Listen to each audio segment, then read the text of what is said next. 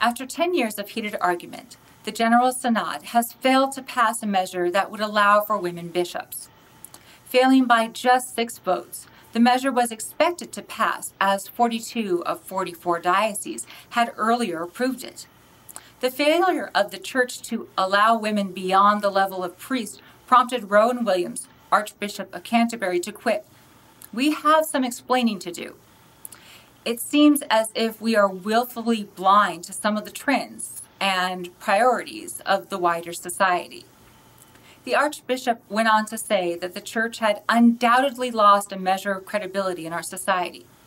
Various newspapers were quick to point out that the vote is out of step with modern life and places the Church in an even greater danger of becoming irrelevant. Among Anglican followers in Britain, polls indicate substantial support for women bishops. The Church ruling goes against British society, where gender equality is considered a given right. Female bishops have already been ordained in countries like Australia, New Zealand, Canada, and the United States without any problems. Spokesman for the Church of England, Tony Baldwin, notes the insecurity the Church now faces. "The greatest risk now for the Church of England is just disinterest. There is risk that it will simply look like some other religious sect."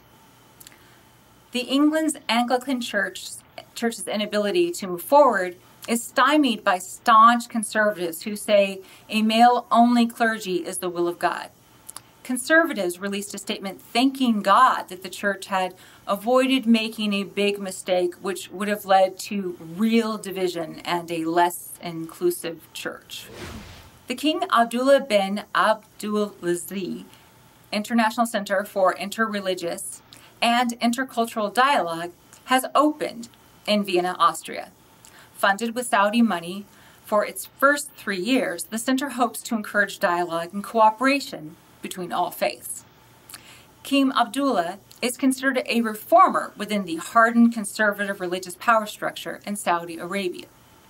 His idea is new to Saudi preachers and teachers of faith who have been traditionally taught to denounce any anti-Muslim as an infidel. The center has its critics. They are suspicious that the Saudi regime might be attempting to spread radical Islam throughout the Alps. But the center also has support from some unusual places, one of which is Israel. David Rosen, who is the Jewish member of the center's multi-faith board of directors, said that it presents an opportunity that the world's religions cannot pass. If there are possibilities of good things coming from this, we have to give it a try. The center is to be the first global organization focused on religion and is backed by a treaty between Spain, Austria, and Saudi Arabia. According to the treaty, the center's board of directors must include 3 Christians, 3 Muslims, a Jew, a Hindu, and a Buddhist.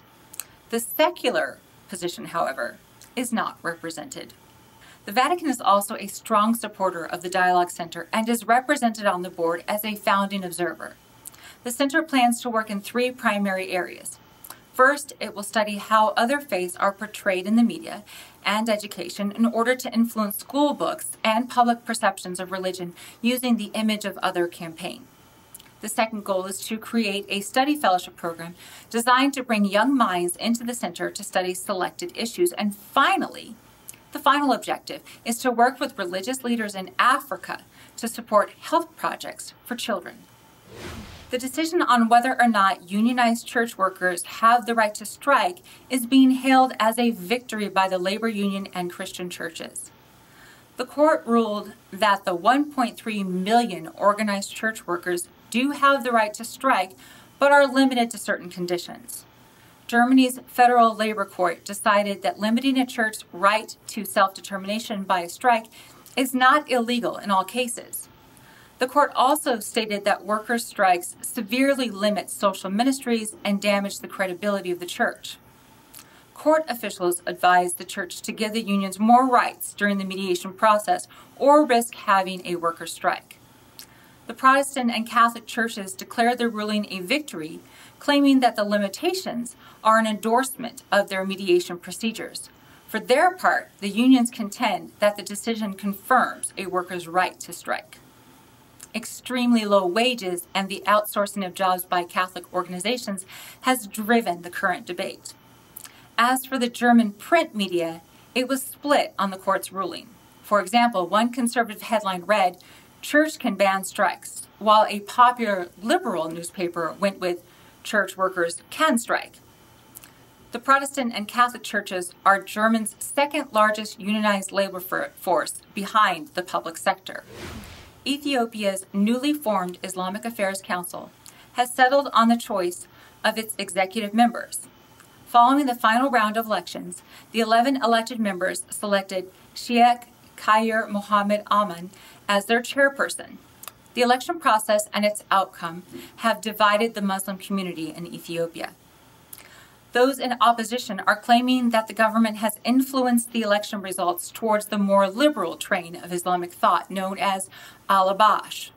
Recently, 29 Muslim protesters were arrested and charged with plotting acts of terrorism. Now that the new council has been established, the group has begun to look for ways to unite the community. Technical advisor to the council, Muhammad Rashid, remarked that the next step is to sit down and analyze the past and the current situation and to define a feasible strategy that will create a peaceful and stable situation among the Muslim community. At this time, demonstration leaders are withholding comment on the election results.